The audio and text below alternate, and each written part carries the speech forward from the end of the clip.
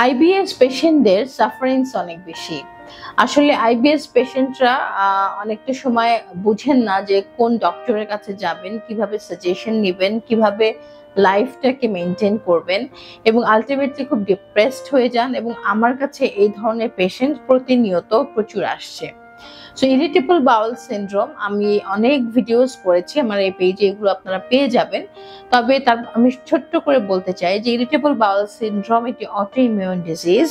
এটা নিয়ে ডিপ্রেশনে থাকলে হবে না, বা এটা নিয়ে খুব বেশি আপসেট হয়ে থাকলে চলবে না। এটা সঠিক প্রোটোকলাইজ ট্রিটমেন্ট করলে আপনি একটি স্বাভাবিক জীবনযাত্রা কিন্তু মেনটেন করতে পারেন।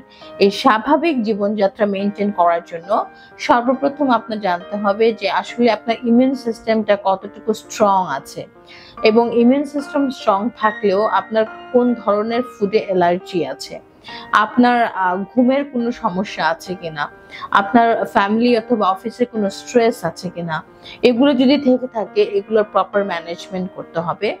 একই সাথে ইমিউন সিস্টেম বুস্ট আপের জন্য আমরা বিভিন্ন ধরনের আইভি ইনফিউশন প্রোটোকল, যেটা ইন্টারন্যাশনালি ফর্মুলেটেড, এই প্রোটোকলগুলো ফলো করে পেশেন্টদেরকে দিচ্ছি IV infusion and ozone treatment. একই সাথে একটি সঠিক খাদ্য তালিকা, যেটাকে আমরা বলি ইন্ডিভিজুয়ালাইজড খাদ্য তালিকা। অর্থাৎ হচ্ছে একটি রোগী শুধুমাত্র আইবিএস প্রবলেম নিয়ে অনেক সময় আসেন না, আরো মাল্টি অর্গান ডিজিজ নিয়ে আসেন।